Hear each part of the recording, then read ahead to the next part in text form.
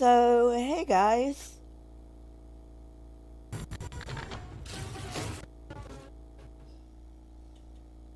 That is not the screen.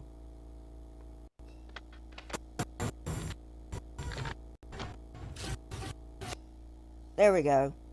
Alrighty. So,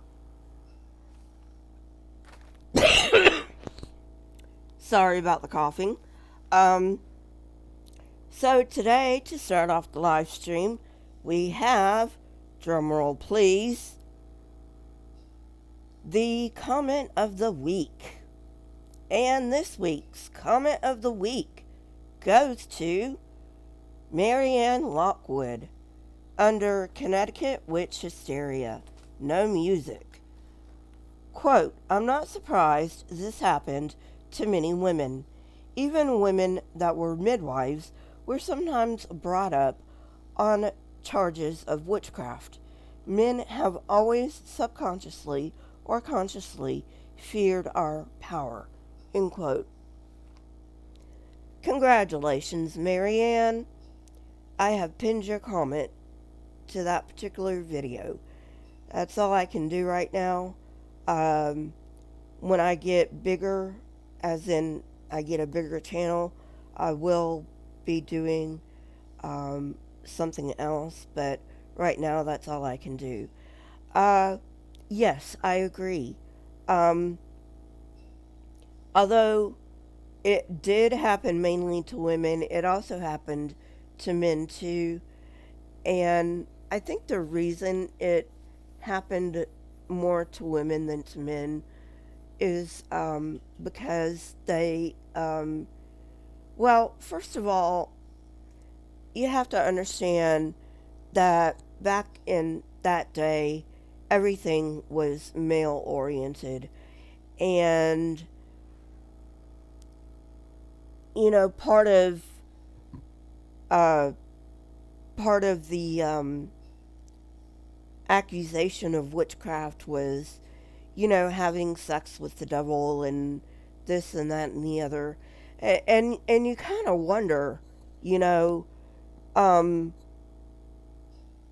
I am not a quote unquote normal female because I'm asexual, but you have to wonder if the men were more interested in sex than the women were back then, because the men were the ones that were bringing it up, not the women.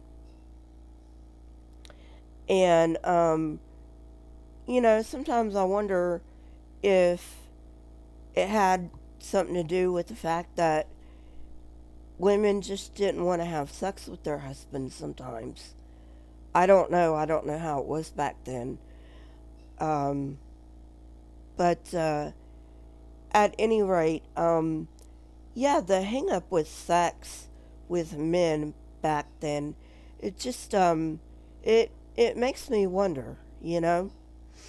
But yeah, women do have power, power to give birth. In fact, this was where the goddesses came from. When I get back to my origins of religion, uh, I'll get into that more. Um, and I will get back into my origins of religion. I'm just not sure when. Uh, so anyway,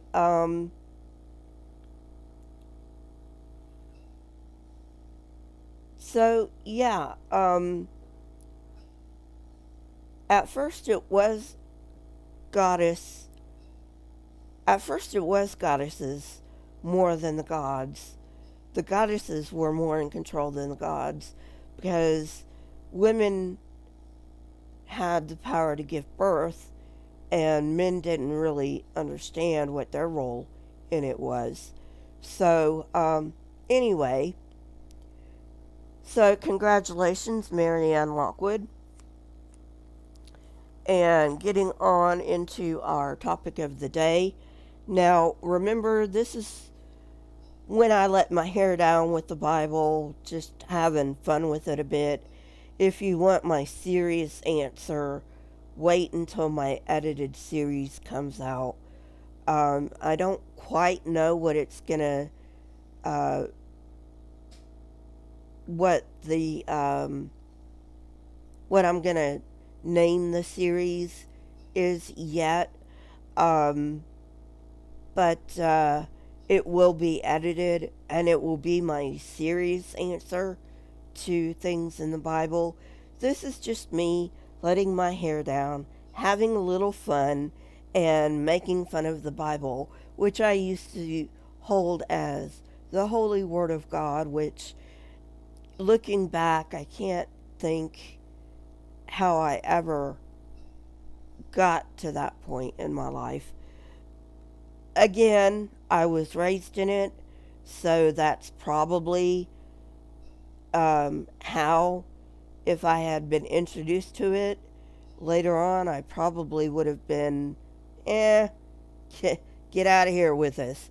It doesn't make any sense. But since I grew up with it, it's a lot easier, as Lloyd Evans says, to brainwash children than it is to brainwash thinking adults with their critical thinking skills intact.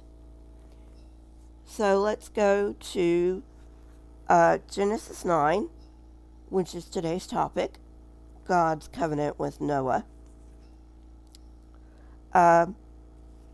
Starting with verse 1.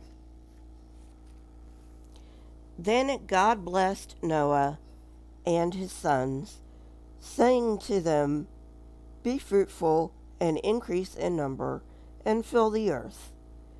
The fear and dread of you will fall on all the beasts of the earth, and all the birds in the sky, on every creature that moves along the ground, and on all the fish in the sea. They are given into your hands." I want to stop there. I think maybe the lions might have, missed the memo, especially male lions, and bears too. Bears are terrifying. Bears and lions. I've never seen a live lion, except in a zoo. I have seen a free bear roaming around, but it was in the mountains, and we were up on a ledge looking down, and he was sunning himself on a rock.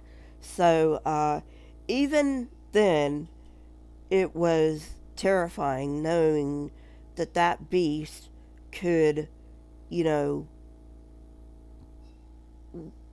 without hesitation, just, "Hey, Maryann, you got comment of the week. Congratulations." You'll have to go back and look at the beginning. But I just started God's covenant with Noah, and I was talking about how the lions and the bears didn't get the memo on the fear and dread of you will fall on all the beasts of the earth. So you didn't miss much.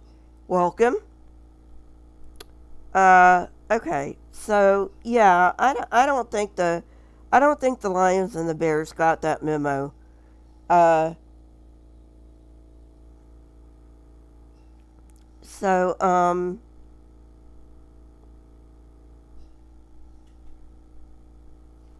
So verse 2, "The fear and dread of you will fall on all the beasts of the earth, and on all the birds in the sky, on every creature that moves along the ground, and on all the fish in the sea. They are given into your hands. Everything that lives and moves about will be food for you. Just as I gave you the green plants, I now give you everything." Alright, I want to stop there.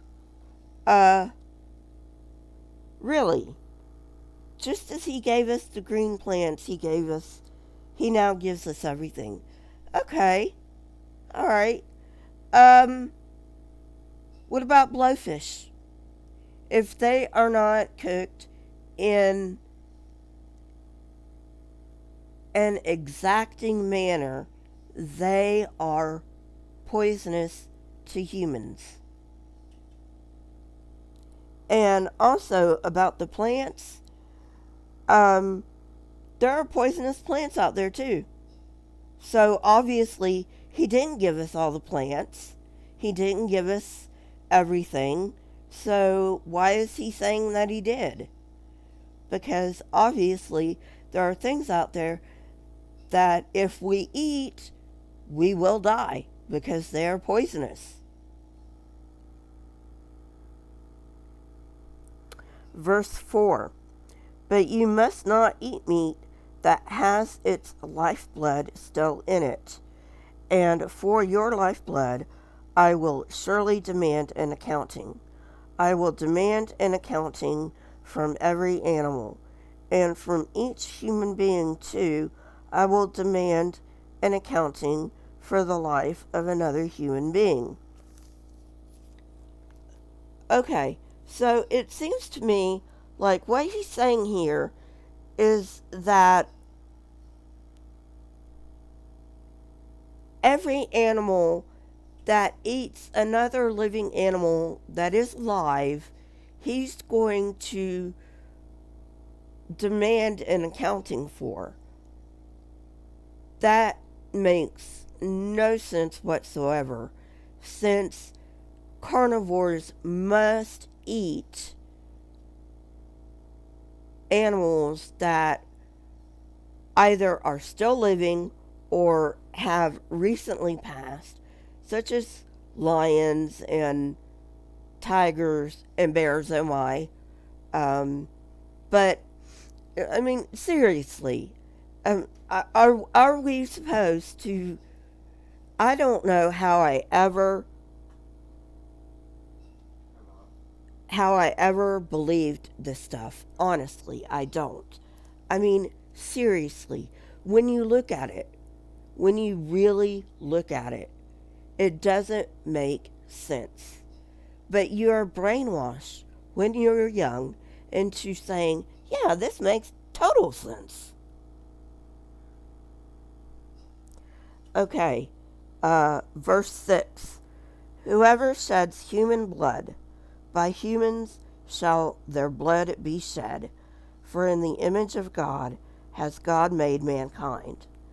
As for you, be fruitful and increase in number. Multiply on the earth and increase upon it.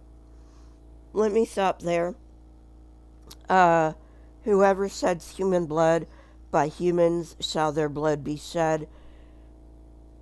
We know that the death penalty does not work. We know this. Hey, Leslie. The European countries, they have no death penalty. They have the lowest murder rate in the world. You know who has the highest murder rates in the world? The states in the United States that have the death penalty. I think Texas, don't quote me on this, I think Texas has the highest homicide rate in the nation. So, just throwing that out there. The death penalty doesn't work, people.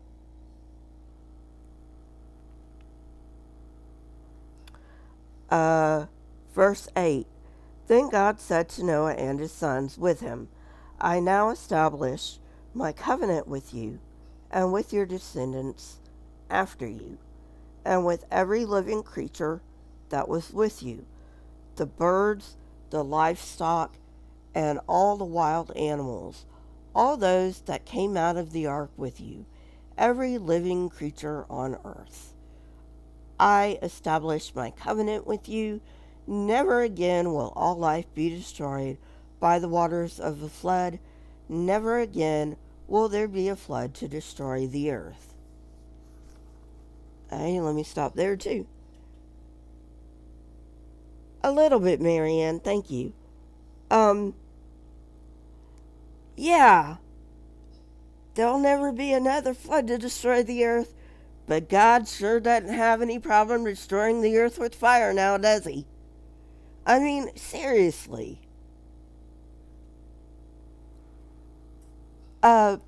Like I said, I can't believe um, I ever swallowed this stuff. And to be honest with you, I didn't read the Bible. I mean, who, I don't think Christians read the Bible, to tell you the truth. Because if they did, they would know the horrible stuff that was in it. And they would just be like, you know what? This God ain't worth my time. Picking up in verse 12. And God said, "This is the sign of the covenant I am making between me and you and every living creature with you, a covenant for all generations to come. I have set my rainbow in the clouds, and it will be the sign of the covenant between me and the earth." Okay, let me just stop there. You mean to tell me that there were no rainbows before this? Now, you're going to have young earth creationists tell you that this story really happened, and the way they see earth and everything like that, their worldview is such that they have to have Niagara Falls before the flood. Well, I've been to Niagara Falls, particularly Horseshoe Falls. And let me tell you something. There's a rainbow in the midst of Niagara Falls. All a rainbow is water deflecting light. That's all it is. Are you telling me that water did not deflect light until after the flood of Noah? This makes no friggin' sense. Okay, picking up. I will remember my covenant between me and you and all living creatures of every kind.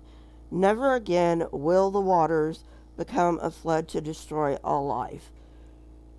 Why does God need a reminder of his covenant?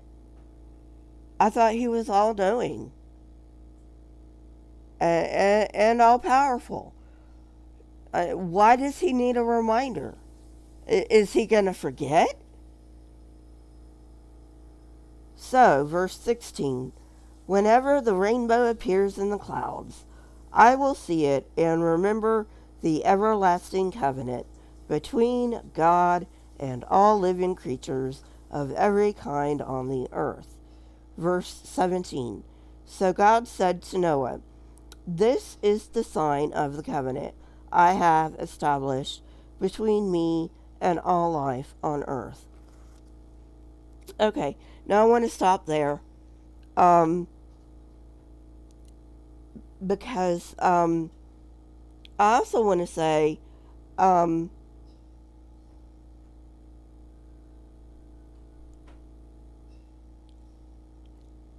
why, first of all, going back to my question, why does God need a reminder of his promise? I mean, seriously, why does he need a reminder? Shouldn't he already know this? Okay? And, I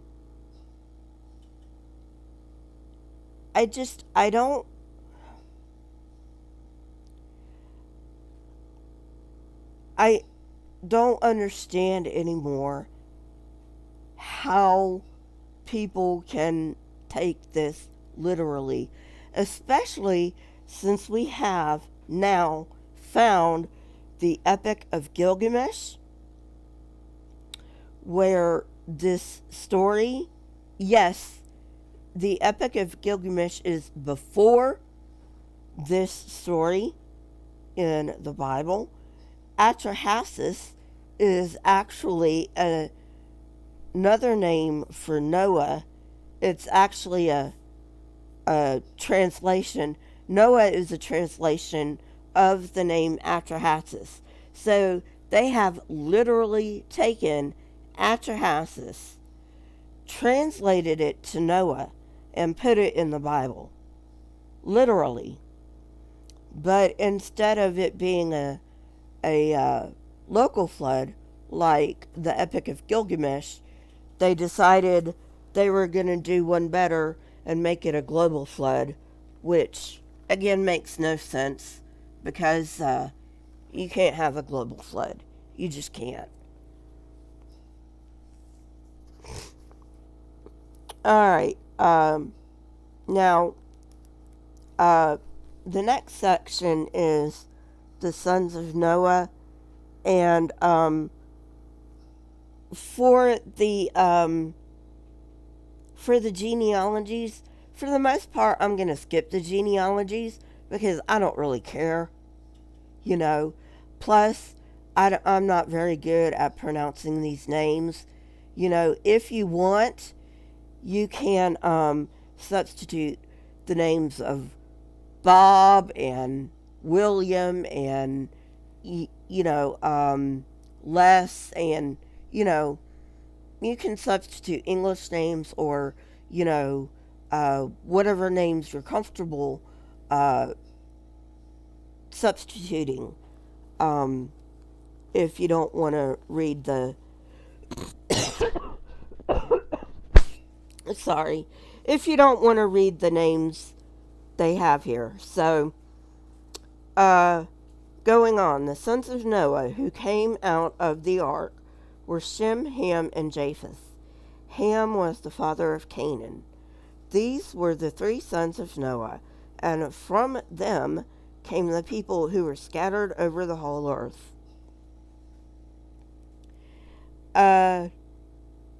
You got you a genetic bottleneck problem there.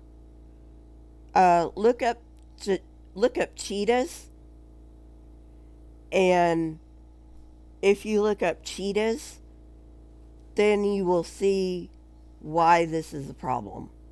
Why this is a major problem in the story. So, going on, Noah, a man of the soil, proceeded to plant a vineyard. When he drank some of its wine, he became drunk and lay uncovered inside his tent. Okay, let me stop there. You know what my opinion is on this? Noah got drunk because he had to get drunk, because he had to block all of the screams of all the drowning people and animals. Not that this story ever happened, but I mean, come on. I mean, if you're going to make up a story where everything drowns except 8 people and animals on a box, and obviously you're going to include something where the dude gets drunk because he can't handle it, right? Makes the story more believable. So anyway, picking up, Ham, the father of Canaan, saw his father naked and told his 2 brothers outside. But Shem and Japheth took a garment and lay it across their shoulders. Then they walked in backward and covered their father's naked body. Their faces were turned the other way so they would not see their father naked. Alright, well, that was a decent thing to do. Now, obviously, Ham, why didn't Ham just cover him?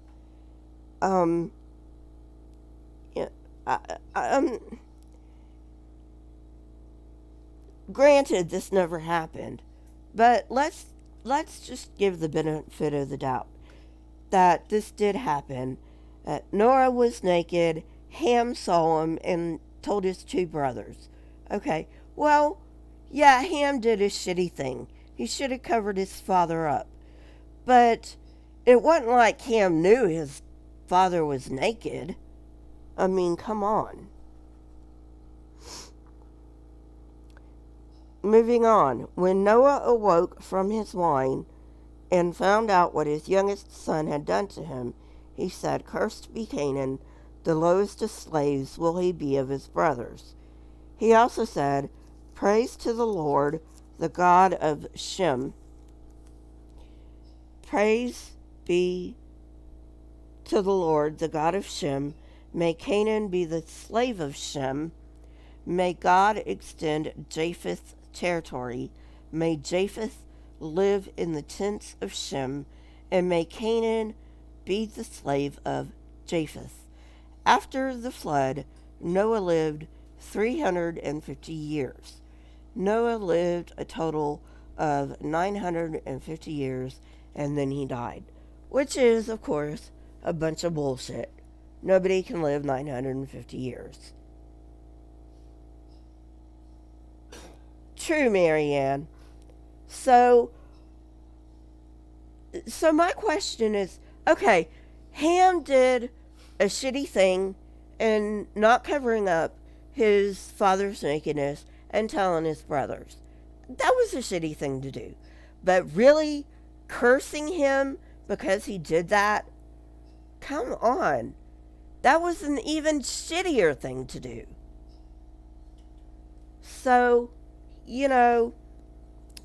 and like I said earlier, this is the time I let my hair down, I have fun, I make fun of the Bible, and my real serious, in-depth look at the Bible and the examination of the Bible is going to come in my edited videos.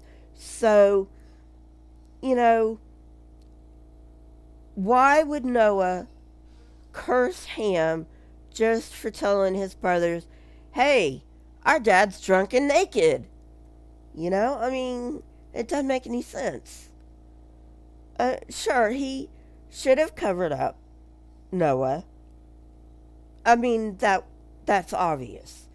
I mean, any person with an ounce of decency would have done that. Yeah, I mean, I get that. But it doesn't warrant a curse. So, anyway,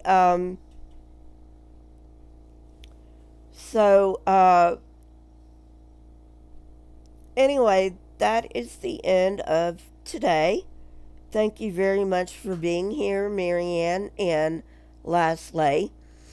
And congratulations again, Maryann, for getting comment of the week. And I will be thinking of some other things to do in my live streams to kind of liven up the party. And, all that kind of stuff. If you would, hit that like button, press the subscribe button, ring the bell, comment in the description. If you want to be in the running for the comment of the week, remember,